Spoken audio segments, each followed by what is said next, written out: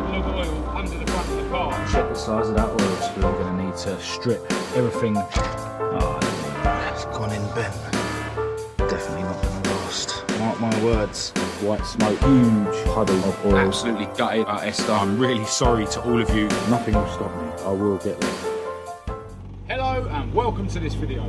I'm Marcus Hayes, and Esther, my ST170 powered Mk1 Escort, passed her MOT test. Today is actually the day that she passed her test, and after the test I went for a little bit of a drive. You know, I didn't set up the cameras or anything, and all was going well. And then when I went back to my garage afterwards and left the car parked for a while, I noticed a massive puddle of oil under the front of the car. Now obviously that isn't good, but I'm just glad that the oil leak wasn't there when the MOT test was being done. I've got a feeling that it's the front crank seal that's failed, and what I should do is leave the car off the road and order a genuine Ford one and then fit it and drive the car again. I did phone a couple of local Ford places and they don't have the seal in stock. Burton Power only have pay-in ones in stock, but I'm guessing they're pretty decent. The problem is, I promised my beautiful girlfriend Kat a cruise in Esther today if she passed her MOT test. So I'm now heading down to Lloyd's Motor Spares to pick up a pattern crank seal. They don't have a pay-in one. I think it's BDG or something, the brand. I'll show you when I pick it up anyway. But yeah, then I'm going to fly back to my garage, hopefully fit the front crank seal without too much trouble, so that I can at least take my beautiful girlfriend for a spin later. I'm going to order a genuine Ford one or a pay-in one from Burton's, and you know, if this one fails in a week or so, at least I can fit that one. But yeah, I really want to get her back on the road today because she only got legal on the road today. Alright, seal collected. Now let's get back to the garage as quick as we can and see if I can get this job done within the next few hours.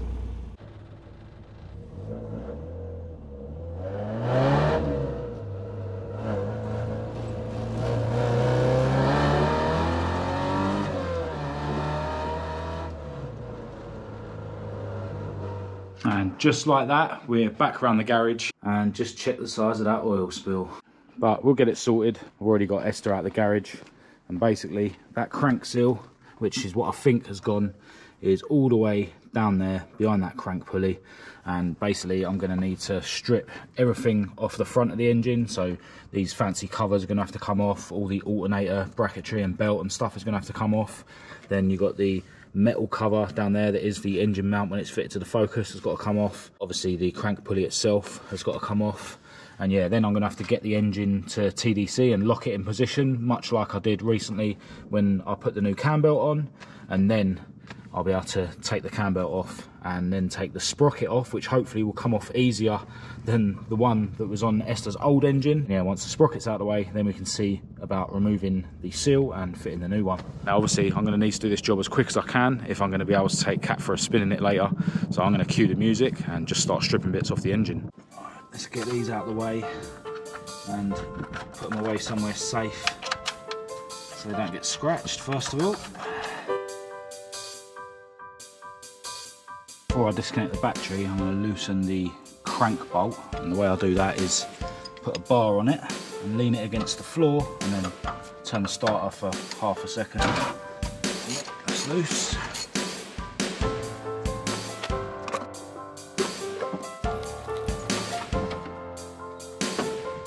Now yesterday, when I took this for a spin, the bolt fell out and I couldn't figure out where it had come from. I just kind of assumed that it was sitting on the chassis or something, but now I realise it's one of these bolts that holds this metal cover on. It's alright, one less bolt to undo today. They're actually all pretty loose, so we're going to have to Loctite these and put it back together later. Yeah, quite a lot of oil on the inside of the bottom of this cover, so I'm pretty sure it is the crank seal. Yes, and that is one of the things I was worried that would be quite difficult to come off.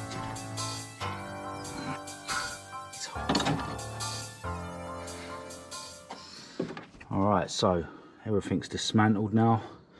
Now let's just see if this is going to move easily. Oh, look at that. Sweet. I've just got to crack that crank bolt back off. Yeah, so there's the sprocket. I'm now at the point where I need to get this seal out and put the new one in. There is quite a bit of oil on this piece here below it, so I'm pretty sure it is this seal that's failed. But yeah, see if I can get that out without removing the rad, because that'll mean I'll have to remove the front grille. Yeah, let's see. All right, so I'm going to try and screw this screw into it. Obviously, with the rad out of the way, you could sort of drill it to start it, but I'm going to try and do it just by screwing it in.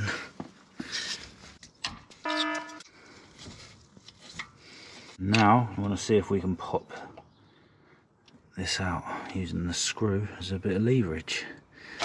Ah, that didn't work.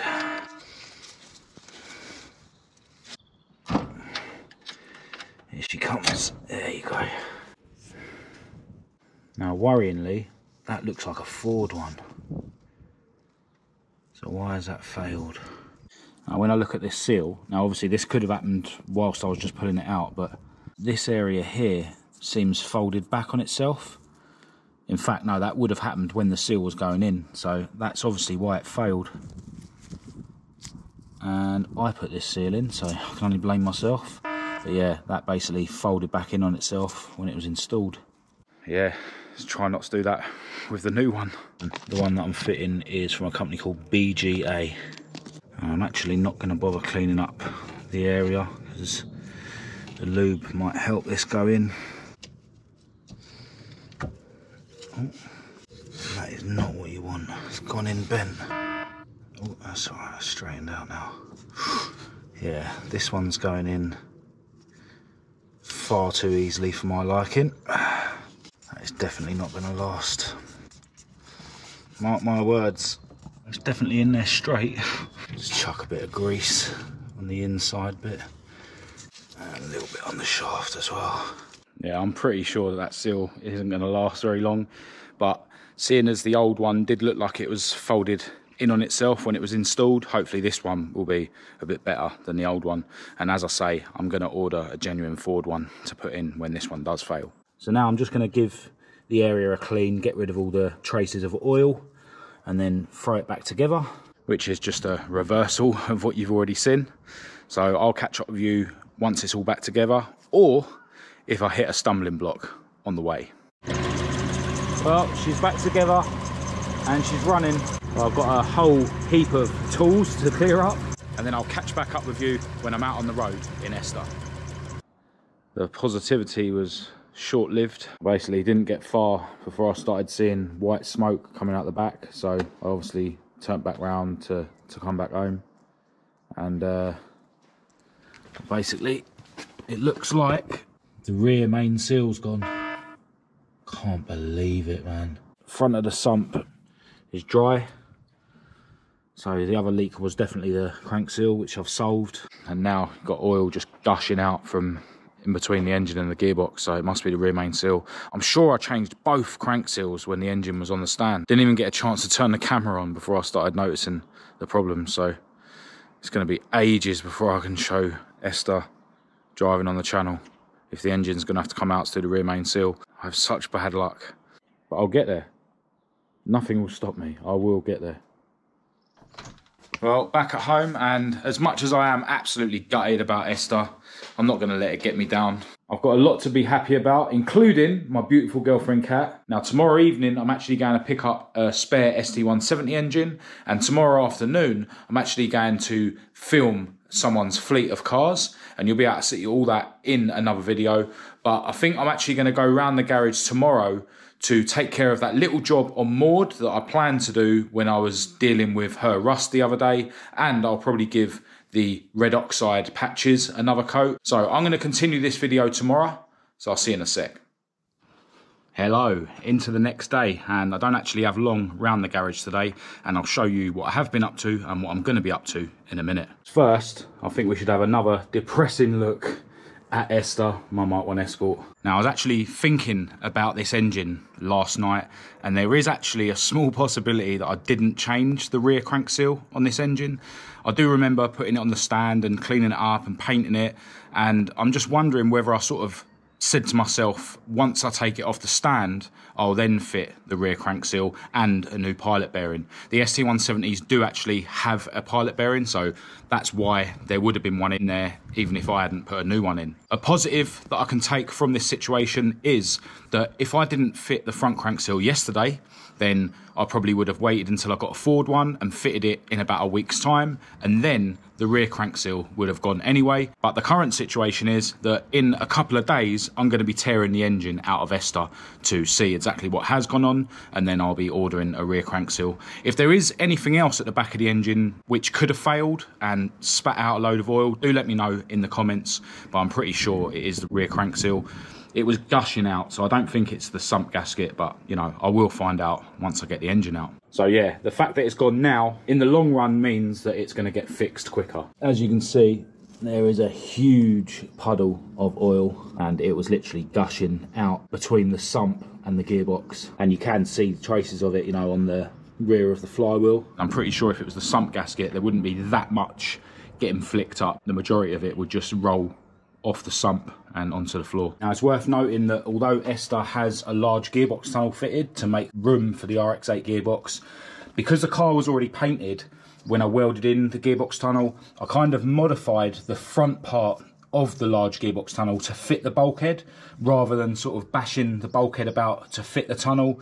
And then that meant I was able to just touch up the paint with a roller, and I did spend loads of time flattening it and polishing it, so it was actually quite a good blend. Whereas the proper way to do it would have been to modify the bulkhead to meet the tunnel, and then you would have ended up with a larger tunnel. So the way it is at the moment, I'm not going to be able to get the gearbox off with it in situ. I could probably drag the engine forward, you know, remove the radiator and stuff, hang the engine on a hoist and move it forward, and then get the box off. But I think I'm just going to drag the engine out the way I did the last time, by, yeah, just leaving the gearbox hooked up to the car. And I might actually be able to do it with the throttle bodies and stuff still connected. I've still got the engine eye on this side.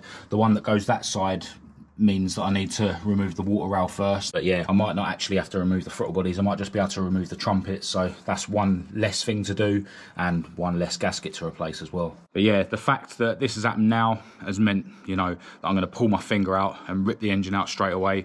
I was sort of thinking about, you know, taking a break from working on the cars and just relax a bit, because, you know, Esther had got through her MOT, but now I'm really like motivated to carry on with stuff because I've got no choice. And in fact, I probably wouldn't have ended up coming around here today to do what I'm about to do on Maud if it wasn't for what's happened with Esther. So yeah, there's always positives you can take from any negative situation. One thing I will say though is I'm really sorry to all of you that I didn't actually switch the camera on, you know, on the way back from the MOT station, or when I was driving the car around before this happened. I know loads of you have been waiting to see footage of this car on the road, and yeah, I didn't bother turning the camera on. I thought, you know, there's no rush. I thought I could drive it around, enjoy the car for a bit, and then I was going to start making a video yesterday evening when I picked Kat up to take her for a joyride. But yeah, when I get this car back on the road, I'm going to turn the camera on straight away, just in case another catastrophe happens. Now, one other quick thing to mention about Esther is I had a package through the post today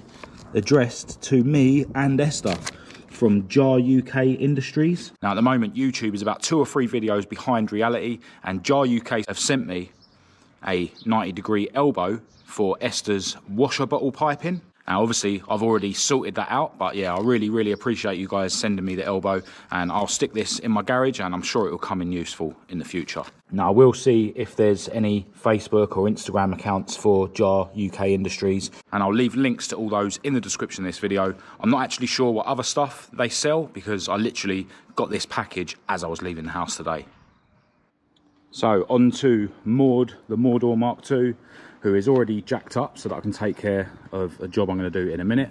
Now, I've been around here a little while, and I've already given all the red oxide patches another coat, and that's the last coat of red oxide that those patches will be getting. Now, the situation with Esther might mean that Maud's paint job might end up getting delayed a little bit, but I still haven't received the paint yet. So while that paint is drying, what I'm going to be doing today is redoing the clutch cable job. A few videos ago, I fitted this short stock crossflow clutch cable, and I found that I had to tie it to the engine mount to stop it rubbing on the steering column knuckle. Now, what I should have probably ordered was a Pinto clutch cable, because they're a little bit longer than a crossflow one. But what I've actually gone and bought is one of these longer ones, which I had fitted before anyway. These are usually used when you've got twin Webbers on a crossflow, or if you've got an aftermarket exhaust manifold on a Pinto powered Escort. I think these really, really long ones, which is what this is, are also the same one that you'd use on a Cortina. I'm not sure which mark or which model. Now, one thing I'm going to do a little bit different this time is fit this nylon sleeve. Now, this is listed for crossflow powered Escorts. It basically goes into the bell housing of a crossflow powered car where the clutch cable passes through. Now, Maud is running a RS2000 bell housing, and basically when you've got a Z-Tech conversion and an RS2000 bell housing, you need to fit that plate there, what the clutch cable passes through. Originally on like an RS2000 Escort, there's actually a hole in the sump where the clutch cable goes through and into the bell housing, and that's why there's not a hole on the bell housing itself. The problem is that plate that I've got fitted to the bell housing, the hole is too small for this sleeve to pass through. I actually used to have the original sleeve from a crossflow gearbox, and I don't know where it's gone, so I ordered this one from Burton Power. I also ordered this clutch cable from Burton Power, and as usual I'll leave a link to their website in the description. Anyway, what I'm going to do is I'm going to remove that plate from the bell housing once I've removed the clutch cable obviously, and drill it out so that I can fit this sleeve into it, and then when I refit the clutch cable it will pass through this sleeve, and I think that might help in terms of, you know, vibrations going through to the clutch pedal. Before I take it apart, I'll just show you how bad the clutch pedal rattle is now. So yeah, as you can see, it's really bad. You know, the pedal's literally going side to side. It wasn't that bad before when I had the longer cable fitted. So, you know, fitting the longer cable is definitely going to improve it compared to what it is now. But I'm hoping that the nylon sleeve will improve it compared to how it used to be. So we'll just have to see. Anyway, that's enough waffling. I need to get this clutch cable disconnected. I'm not sure if I'm going to be able to get the clip off until I've released tension on the cable at the bell housing end, so I'll do that first. Oh, Maud, you are an oily girl. Still, less chance of you going rusty under here, I suppose. Probably should have put something under the pedal. Let's cut the cable tie as well. Yeah. While I'm under it, I'll remove this plate. And now we can get the clip off the pedal. Leave the clip and the pin there so I don't lose them. And then the clutch cable should just pull out. And there's a comparison of the lengths of the two cables. One thing I'm interested to know is if the difference between the outer bit and the inner bit is different on these two. And as you can see, if we pull the cable right through on both of them, this crossflow one, the inner cable sticks out less. Because yeah, the pedal throw or ratio seemed a bit better with the shorter cable, and that's why I wanted to try a crossflow one just to see if there was a difference in it. Obviously you've got the adjuster at the end anyway, so you know you can adjust the tension of the cable, but it just seemed with the old long cable that was fitted before, which admittedly could have been stretched, it seemed like you had to have the biting point right near the floor, otherwise when you lifted your foot off the clutch it would slip. So yeah, the pedal ratio wasn't ideal. Apparently this can be caused by using a stock Z-Tech flywheel, which I am using in Maud at the moment, and hopefully that will be improved once I eventually get around to fitting an ST170 into Maud, because I've got that IK Engineering light flywheel to fit. But anyway, back on the matter at hand, and I need to fit this longer cable, and as I mentioned, this sleeve doesn't pass through this hole in the plate, so I'm just going to drill that out. Doesn't look like it needs to be drilled out too much, which is good.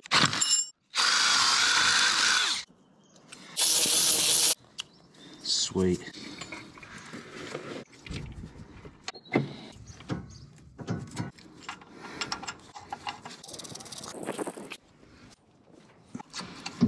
Oh, that's annoying. The ball don't go through the thing. Oh, don't. Yeah, that's it. Oh, thank God for that. And I forgot to put the hammer back under the pedal. How easy is this going to go on today? I've done this before and it's taken like half an hour. And then the last time I done it at my work car park, it just flew on. Oh yes, I must be getting better at this. That's what happens when your car kills clutches and clutch cables like 3-4 times a year. Go and have a look to see where I'm at.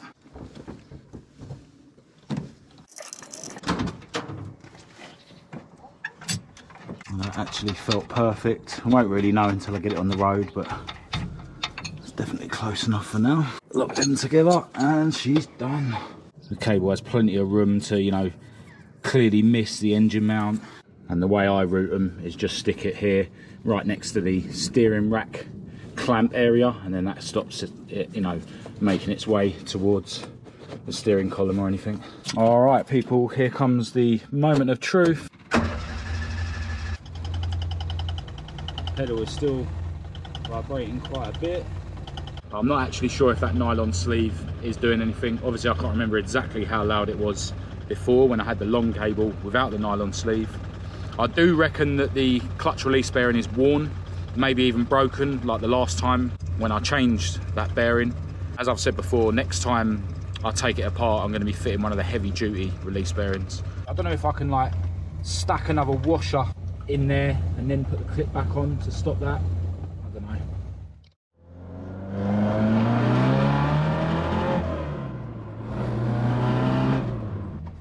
Biting point's definitely a bit low, but I'll have to adjust it in a few days. I ain't got time to go back to the garage now. At the moment, you know, at this speed, the pedal doesn't look like it's moving at all. And the vibration is really bad. So yeah, I think most of what's going on is actually the clutch fork, which is probably being caused by the clutch release bearing. Unless that pivot pin's come out again. Look like I've been punched in the eye. Right, so that is all I've got for this video. If you did think it was any good, please do give it a thumbs up and a share. If you didn't, give it a thumbs down. Click subscribe to keep up to date with all my future uploads, and check the links in the description to my social media and my website. I'll also leave my email address down there for anyone who wants to contact me. Huge thanks to each and every one of you for your continued support of my channel. But other than that, until next time, thanks for watching.